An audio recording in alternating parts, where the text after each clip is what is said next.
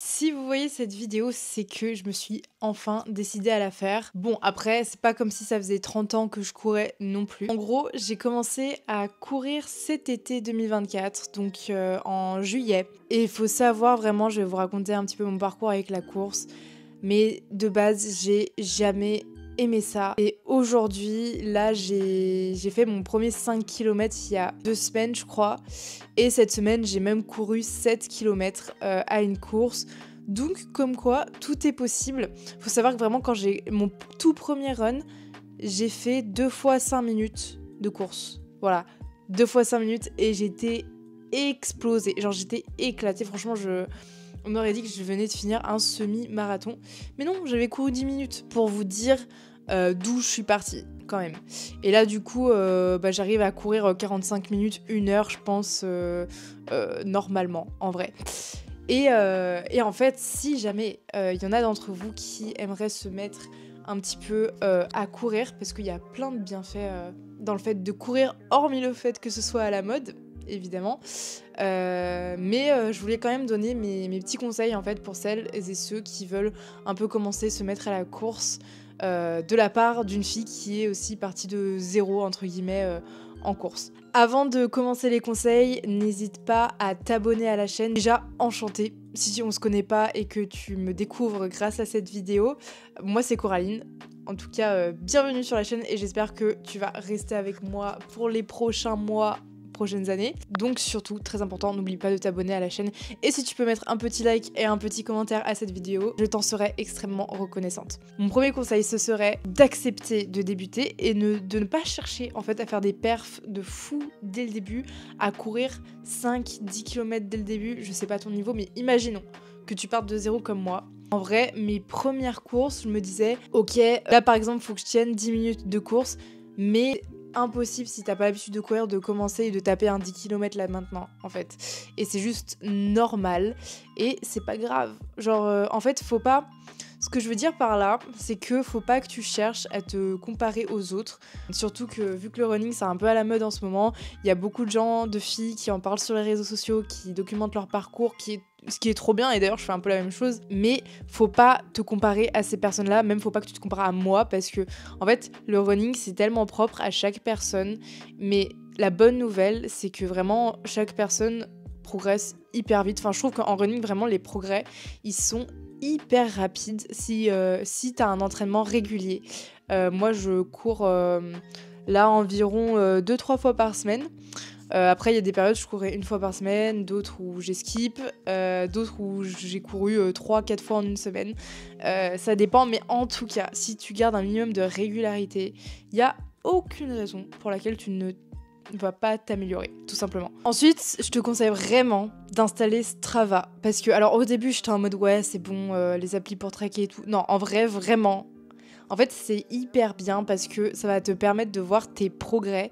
Et en fait, moi, je me rendais pas compte justement des progrès que je faisais un petit peu jusqu'à ce que j'installe l'appli. En fait, c'est une application où chaque fois que tu vas courir, tu vas enregistrer en fait ta course. Et d'ailleurs, il n'y a pas que pour la course, il y a pour tous les sports. Mais juste, tu cliques sur un bouton, tu commences à courir et en fait, ça va te mettre un compte rendu avec la distance que tu as faite, le nombre de kilomètres, la vitesse à laquelle tu es allé.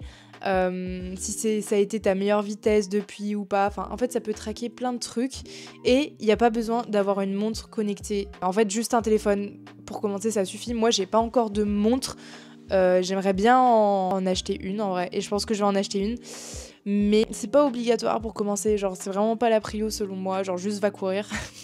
Et après Strava, voilà, sur le téléphone pour commencer ça peut être cool, pour commencer à traquer et à voir ses progrès. Et en plus c'est trop satisfaisant. Puis aussi tu peux voir le Strava de tes amis, enfin tu peux ajouter des gens sur Strava. Et tu peux suivre aussi leurs progrès, les encourager, etc.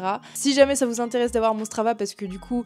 En ce moment, je prépare une course de 10 km et je documente un petit peu mes entraînements sur Strava. Si ça vous intéresse, dites-le moi en commentaire et je vous le mettrai en commentaire.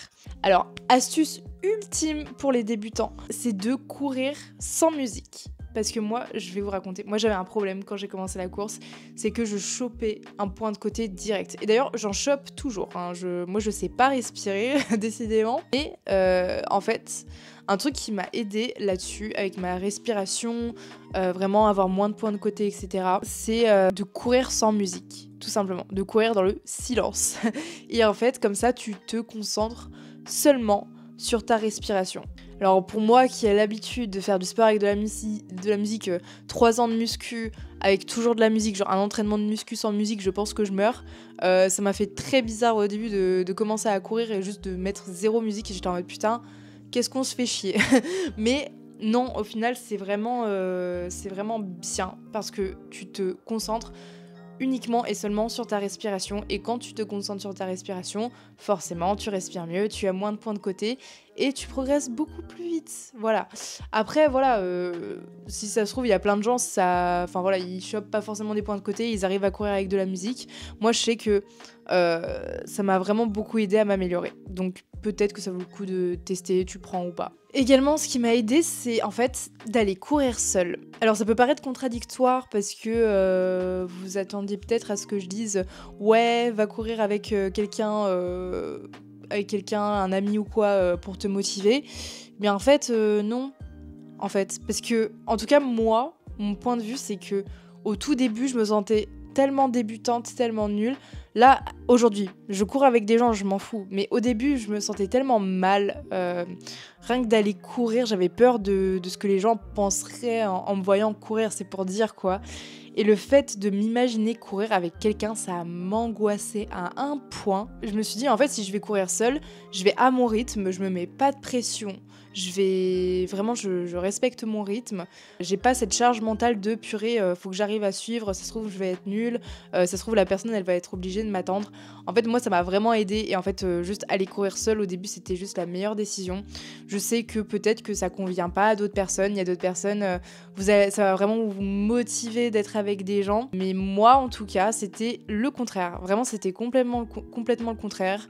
Donc encore une fois, là, essaye de trouver laquelle des deux solutions te convient le mieux, mais c'est ok d'aller courir seul et de trouver peut-être un parc à côté de chez toi ou un circuit où tu te sens à peu près safe et commence comme ça. Franchement, moi, moi j'adore courir, seul ou accompagné, en vrai, j'aime bien les deux. Je voulais dire aussi que pour progresser, faut pas chercher à se pousser trop fort, trop vite dès le début. Enfin, ça revient un peu au premier point que j'ai abordé, mais en fait, moi, ce que j'ai fait concrètement pour passer de courir 5-10 minutes et à être morte à courir 7 km et à la fin ça va, en fait, c'est que pense aux effets cumulés. C'est-à-dire que à chaque course, si tu essayes de rajouter par exemple 5 minutes de temps de course à chaque fois que tu vas courir, bah imagine au bout de 5 séances, c'est-à-dire que tu auras rajouté 5 x 5, 25 minutes de course en plus, ce qui est énorme.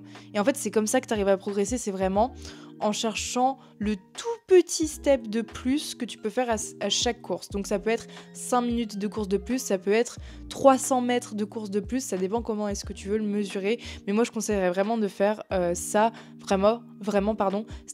step by step comme ça, des petits steps, parce qu'une fois ces petits steps additionnés, c'est vraiment quelque chose qui va faire la diff sur le long terme, et c'est ça selon moi qui fait que j'en suis arrivée à courir 7 km cette semaine. Je sais même pas comment c'est possible, je vous jure, c'est juste, en vrai, de l'entraînement, c'est juste du travail. Dernier truc, du coup, aussi, c'est de pas trop réfléchir et juste y aller. Faut pas se poser de questions. En fait, pour moi, ton corps, il est grave capable, en fait, de... Enfin, moi, en vrai, je pense que demain, si je veux faire, par exemple...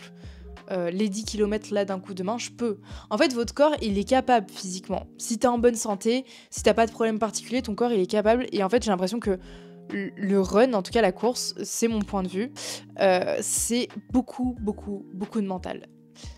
Parce que, en fait, c'est hyper dur mentalement. En fait, tu souffres. Genre, au bout d'un moment, quand t'arrives, t'as l'impression que t'arrives à des limites physiques, tu souffres, mais en fait, ton corps, il est capable de fou. En fait, souvent, on réfléchit trop, on appréhende trop et tout. En fait, juste va courir, donne-toi à fond et essaye d'écouter un petit peu ton corps. Si tu sens que vraiment, là, tu satures, bah, tu t'arrêtes. Si tu sens que tu peux te pousser plus, pousse-toi un peu plus. Tu peux toujours traquer avec Strava, voilà, pour voir tes progrès et tout. Mais voilà, après, c'est comme tous les sports, genre, si tu veux pas avoir la flemme, faut pas trop réfléchir, faut juste y aller. Et crois-moi, on regrette jamais une séance de sport, on regrette jamais une séance de muscu, on regrette jamais un run. Là, j'y suis allée 3 fois d'affilée sous la pluie. Évidemment que non, j'avais pas envie d'aller courir sous la pluie, mais après le run, croyez-moi, mais jamais j'ai regretté. Vraiment, c'est juste incroyable la sensation que t'as après. Je sais pas, c'est une sensation un peu d'anxiolytique, d'antidépresseur en même temps. Vraiment, c'est... Enfin, moi en tout cas, c'est l'effet que ça a sur moi et je pense que beaucoup d'autres personnes qui courent pourront être d'accord avec moi. Voilà. En tout cas, j'espère que ces petits conseils te parleront. Ça pourra peut-être te convaincre de te mettre à la course ou te motiver pour aller courir. Si t'as d'autres questions, n'hésite pas à me les poser dans les commentaires en vrai, parce que c'est vrai que j'ai donné un peu des conseils en vrac, mais si vous avez des questions en particulier, n'hésitez pas à me les poser dans les commentaires et je vous y répondrai avec grand plaisir. Si tu veux aller me follow sur Instagram, je vais essayer de parler un peu plus de sport, de running, parce que j'adore ça. Et je documente du coup un petit peu aussi... Enfin, je le fais pas trop pour l'instant, mais je vais essayer de le faire en vrai. Mes progrès en fait en run.